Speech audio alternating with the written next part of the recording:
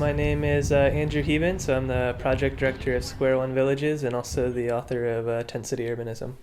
I was an urban planning student at the time. I had to pick a thesis topic. This was in 2009, 2010, shortly after the housing bubble, so homelessness was a big issue.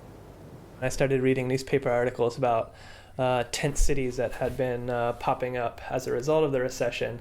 The articles were kind of superficial in nature and didn't have a lot of details, so I wanted to go and visit some of these places and see what they were actually like. So yeah, it started as a thesis project and has since turned into a book. I started by visiting a number of camps throughout the U.S., found some positive social dynamics that were going on in those camps, such as self-management, direct democracy, tolerance, and resourcefulness. And so I looked at how can we preserve some of these positive dynamics that are occurring in these camps rather than simply evicting and dispersing these people. The natural idea from that then is transitioning from the camp with the tent to the tiny house. So Opportunity Village opened as a one-year pilot project in August 2013.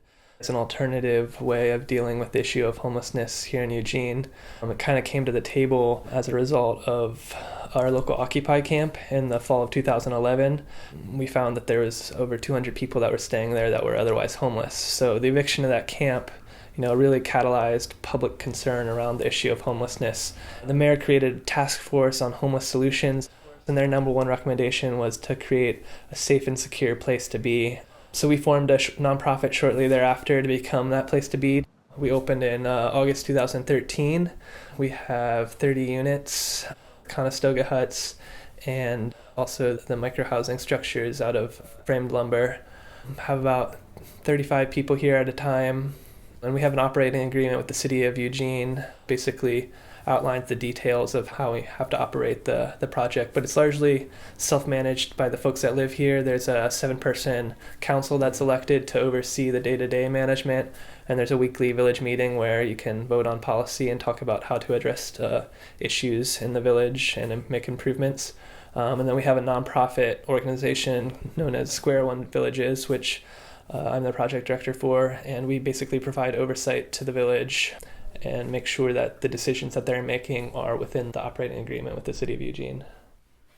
Dignity Village has been open since 2001 and has a lot of great experience with this sort of self-governance model. We adopted a lot of rules that we found that worked there, so we have the same 5 basic rules: no violence, no theft, no alcohol or drugs on site, no persistent disruptive behavior, and then everybody must contribute to the operations of the village. So not only are there things that you're not supposed to do, but also everybody here does 8 hours of front desk duty. So we have a 7-person council that's elected, so they are tasked with maintaining order on the day-to-day level, but each villager has the opportunity to fill out an incident report if they see somebody breaking a rule.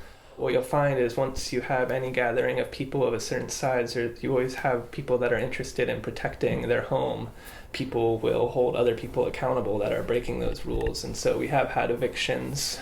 We try to find alternative solutions first, but there's some people that just don't make it in a community environment and sometimes have to be asked to leave.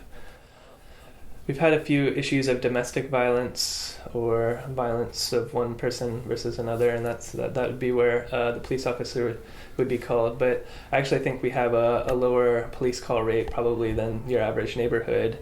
We actually were required to have an intermediate security company when we first opened because the city thought there would be all sorts of things, and then we never actually needed to call them. So after the first year, we were able to ask if we still needed to make this monthly payment, and so now we no longer have that.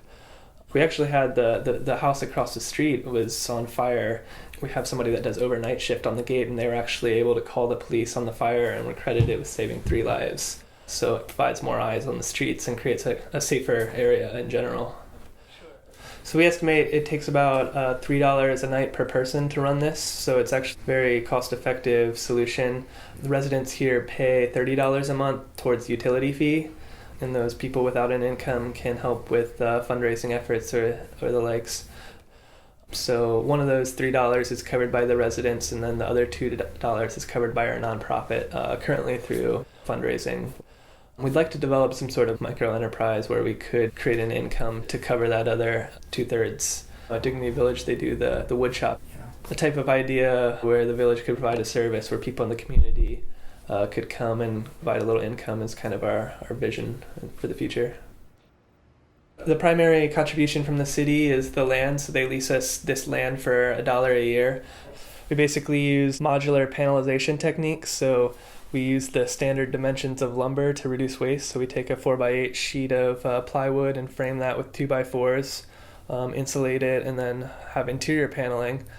So you basically have these 4x8 panels that are pre-manufactured in our shop, and then we basically would bring over all the panels that we had built, and then those can be assembled into one of these 8x8 or 8x10 structures we have here. And we have a contractor that works with us to provide oversight. We've kind of made use of volunteer labor with contractor supervision. Has been a way that we're able to reduce costs. So here at Opportunity Village, our utility hookups are consolidated to our common facilities. So the individual units kind of act as detached bedrooms, and then we basically have a common kitchen facility, a common bathroom facility, and a common living room. And that really allowed us to reduce development costs. Each person's story is different. We've had people that just needed a place to stay for a couple months in order to save up enough money to get their apartment. We've had people that have been here since we've opened for 2.5 years. And each person's situation is unique. But in terms of transition, I think we've had 90 people stay since opening in August 2013, so that's about 2.5 years. We've had about 60 people transition out. It's about 2 to 1 in terms of 2 people going to permanent housing versus 1 being asked to leave for rules violations. So I think we've had about 40 people transition onto more permanent housing.